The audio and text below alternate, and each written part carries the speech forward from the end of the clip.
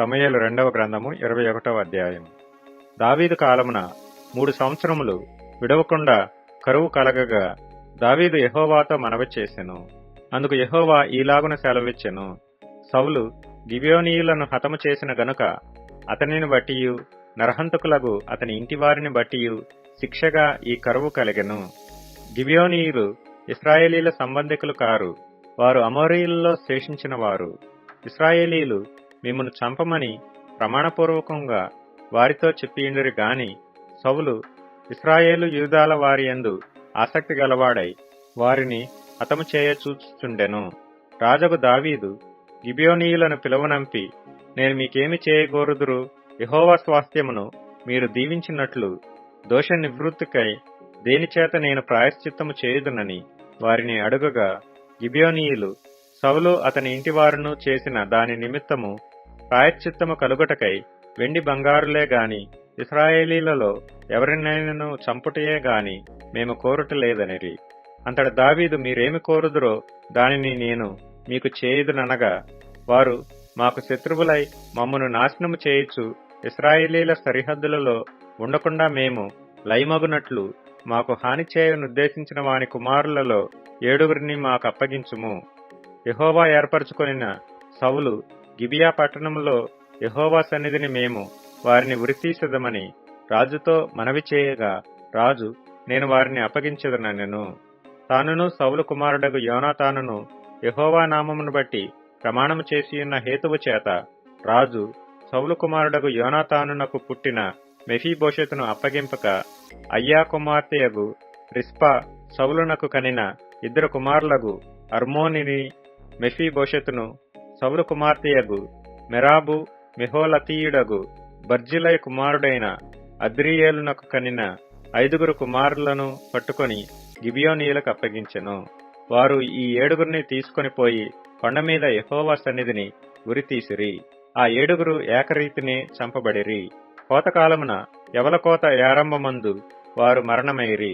అయ్యా కుమార్తెయగు రిస్పా గోనెపట్ట తీసుకొని కొండపైన పరుచుకొని కోత కాలారంభము మొదలుకొని ఆకాశము నుండి వర్షము ఆ కళేబరముల మీద కురియు వరకు అచటనే ఉండి, పగలు ఆకాశ పక్షులు వాటి మీద వాలకుండను, రాత్రి అడవి మృగములు దగ్గరకు రాకుండను వాటిని కాచుచుండగా, అయ్యా కుమార్తెయగు రిస్పా అను సౌలు ఉపపత్ని చేసినది దావీదునకు వినబడెను.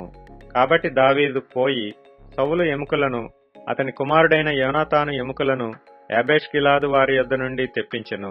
ఫిలిష్తీయులు గిల్బోవలో సౌలును హతము చేసినప్పుడు వారు సౌలును యోనాతానును బేత్షాను పట్టణపు వీధిలో ప్రేలాడగట్టగా, యాబేష్గిలాదు వారు వారి ఎముకలను అచ్చటి నుండి దొంగిలి తెచ్చియుండిరి.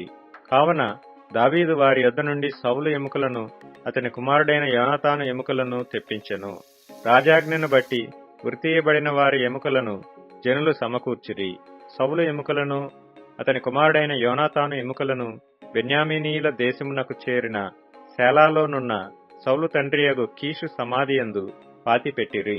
రాజు ఇలాగు చేసిన తరువాత దేశము కొరకు చేయబడిన విజ్ఞాపనమును దేవుడు అంగీకరించెను. ఫిలిష్తీయులకును ఇశ్రాయేలీలకును యుద్ధము మరలా జరుగగా దావీదు తన సేవకులతో కూడా దిగిపోయి ఫిలిష్తీయులతో యుద్ధము చేయనప్పుడు అతడు సొమ్మసిల్లెను.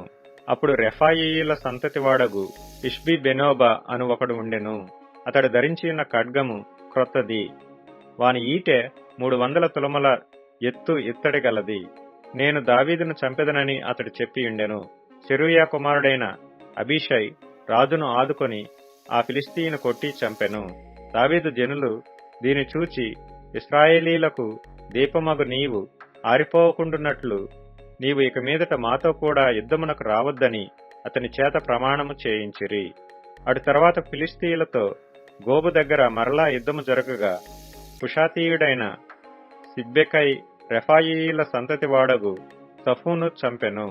తరువాత గోబు దగ్గర ఫిలిష్తీయులతో ఇంకొకసారి యుద్ధము జరగగా అక్కడ బెత్లెహేమీయుడైన యెహరేయోరెగీము ఎల్హానాను గిత్తీయుడైన గొల్యాతు సహోదరుని చంపెను.